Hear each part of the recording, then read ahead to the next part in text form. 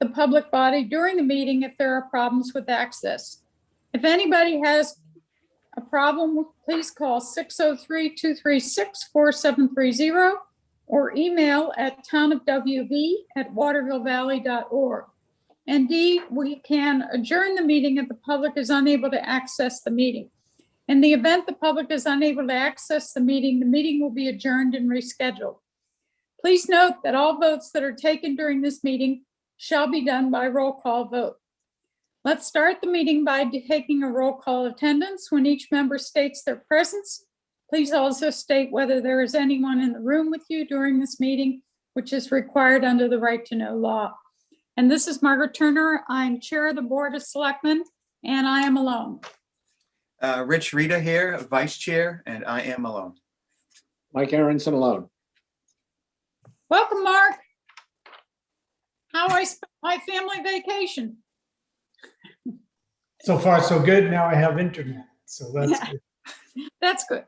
So the reason we're having this meeting is basically to make sure that we are all on the same page with respect to our summer camps, the fees we are charging for our summer camps, and the priority that will be given to residents, taxpayers, et cetera, as we go through this process.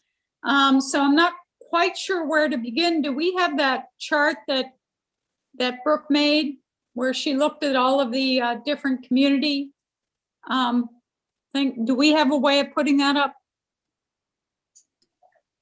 I can do it, or Sharon, if you want to share, you can. Either way. What, Mark, why don't you do it from, if you have it right there, I don't have the file open at the moment. I do. Can I bring up a point, folks, before we look at the chart? Yeah.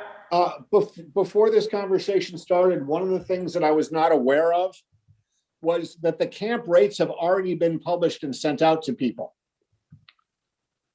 So, I was unaware of that when I wanted to really look at the camp rates. And I think since we've sent out the rates and people have seen the rates already, I don't know what we can really do about it right now. I think we can talk about a fairness model as far as making sure that we serve the community more properly. But, I think that horse has left the barn, but that's just my opinion. I think that's probably true, Mike. I would like to look at those rates, however, because I'm not sure I understood, things like week versus 6 weeks or 8 weeks or that kind of thing. I'm not sure I was looking at apples to apples on all those comparisons. So I wanted to give Brooke an opportunity to explain that so that I could understand it at least. Okay, I'll share now. Okay.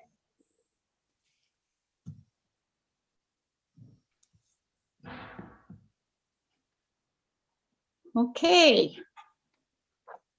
Okay, Oh, sorry. so I can just try to explain it, and then if there are any questions, Margaret, you can ask. Okay.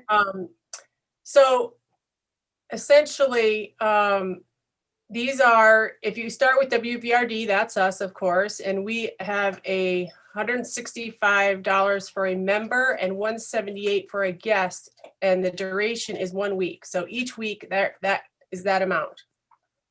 And most of the other examples are the same. Holderness is $130 for residents and $140 for non-residents, also 1 week each.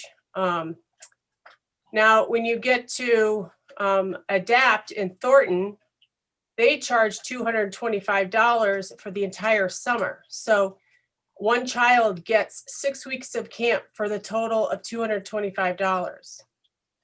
That is the same. Is that a special program, the ADAPT program? It is a special program. It's not a rec department program.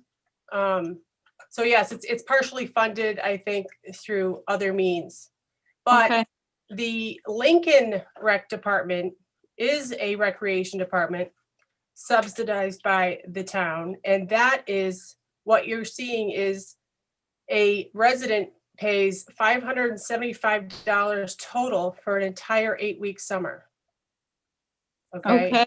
And then they have a non-resident version, which is, very limited. I mean, when I talked to them, they said they probably have 5 campers out of their 50 for the whole summer. That's a non-resident. So it's not necessarily what we're looking at. And then the rest of the examples are weekly rates. So you have a mixture of municipal recreation departments and private, like nonprofits or just other companies doing camps. Okay. The $355 at Squam Lakes Association, that's Yeah. for 1 week of camp. Do they have more than 1 week of camp or just 1 week? They do. They run 6 weeks of camp, and each week costs $355 per camper. Wow. Yeah. So they're a high price spread. Yeah, on from there. what I found, they certainly are. I mean, I just kind of use that as an example, but there are other camps that are kind of, priced like that. But for the ones that we could sort of compare ourselves to, I generally chose other ones. Let's see, where the Squam Lake Science Center, that one is $140 and $160 for member, non-member, but that's only giving a half day. So Okay. that would be much more, more expensive than our camp. Okay. Are we running 6 weeks this summer, Brooke? We are running 7 weeks this 7 summer. weeks. Yeah. And let's see, there was one other thing I just wanted to bring your attention to, which is, they're a very different community than we are, but Plymouth, a few years ago ran into a problem where they were just, filling up. And so they started only accepting residents only, whereas they used to accept people from surrounding towns.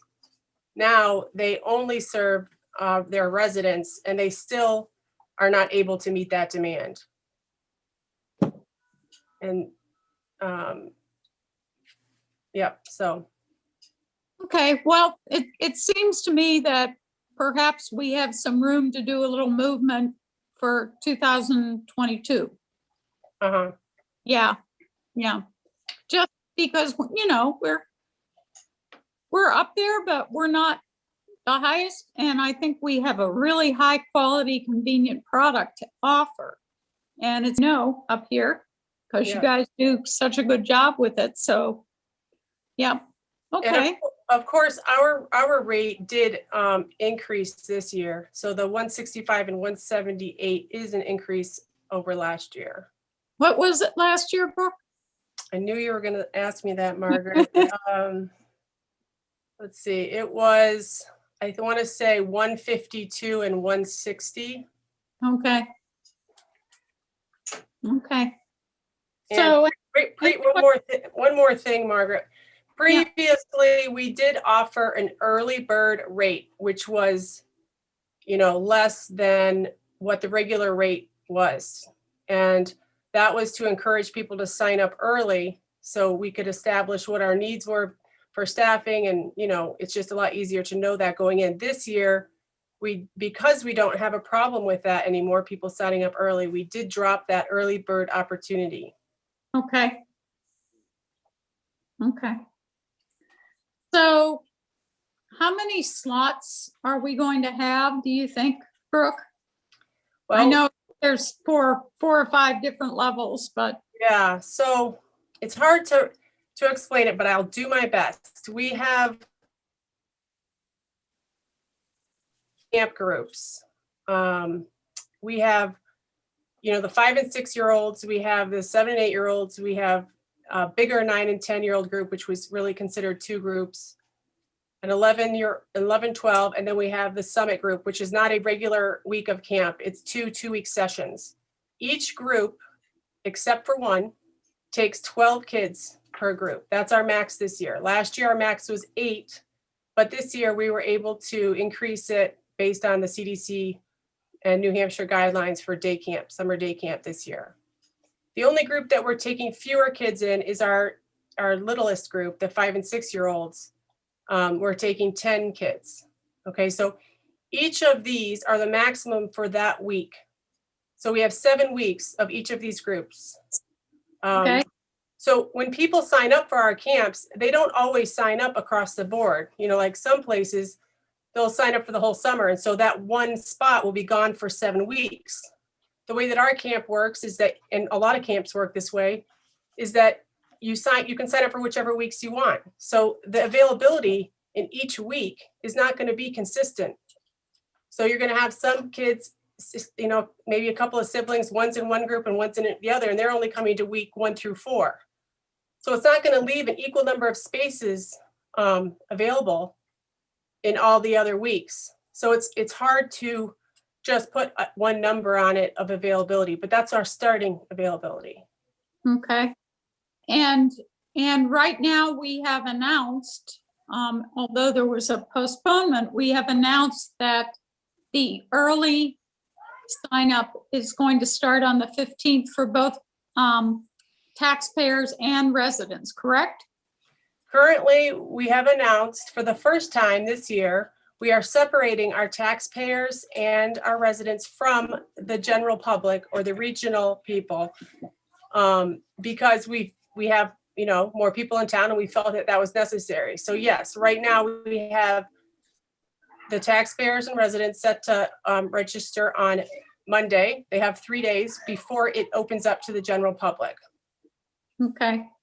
Do you anticipate there's going to be any issue with respect to taxpayers and residents being able to get a slot? I do think that we have more, I don't think we can meet the demand of all of our taxpayers and residents based on what they would like to do with camp. Now, we will have spaces available, but it might not be what they want.